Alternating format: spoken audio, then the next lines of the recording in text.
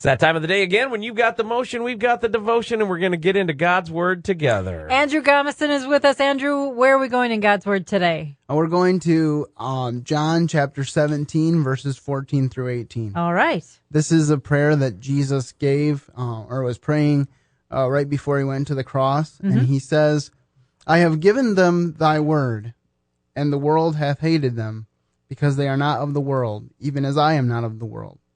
I pray not that thou shouldest take them out of the world, but that thou shouldest keep them from evil. They are not of the world, even as I am not of the world. Sanctify them through thy truth. Thy word is truth. As thou hast sent me into the world, even so have I also sent them into the world. And then just as a quick follow-up, the Proverbs 14:34 says, righteousness exalteth a nation, but sin is a reproach to any people. And the reason that I bring up these passages is because I have noticed something that has seemingly become prevalent in Christians today, and that is that we need to be out preaching the gospel, which I fully agree with, but they kind of shut themselves off from the culture at large, and they don't see a need to be involved. And especially when we think about the political process, I don't want to get bogged down in that, but I do want to say this, that back in the New Testament days, the New Testament saints were often under the rule of a dictator and had no say in who was going to be their leader. But we, living in a democratic republic, have the wonderful privilege of being able to make our wishes known as to who we would like to see represent us. And so as we approach the November elections, I just want to encourage you with a couple things. Number one, I know that the tendency is to say, well, all of the politicians are corrupt, so we should just stay far away from it. Well, if all the holy people stay away from politics, then it will be by nature corrupt. Yeah.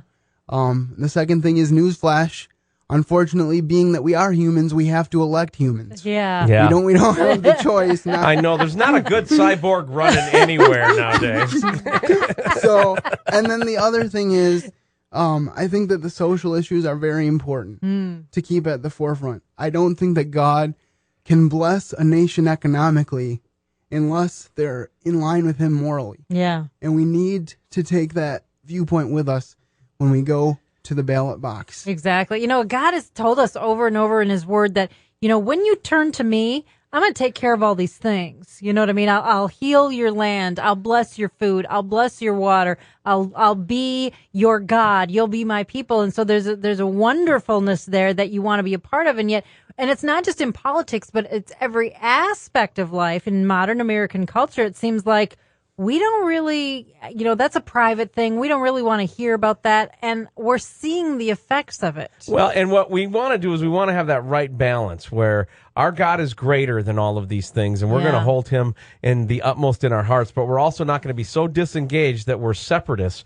from what's going on in our culture today, but we're going to be engaged, and we're going to realize that it is a Christian's duty to get out and vote and do those things. And for us, we can't even tell you who to vote for or why to vote that way anymore because we've gotten so politically correct in our thinking. And the first thing that we can do is offend people by talking politics. Yeah. You know, Satan has a way of really discouraging us in a way that we no longer want to engage. And Andrew, I have to think that, you know, you're not exempt from that.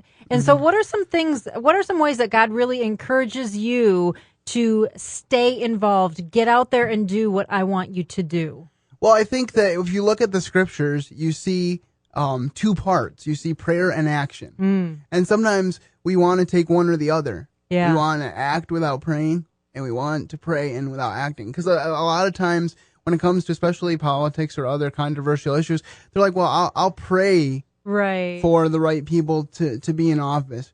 But God didn't say to Moses, you can just pray for the children of Israel and then I'll let them go. He said, I'm not going to let them go until you take action.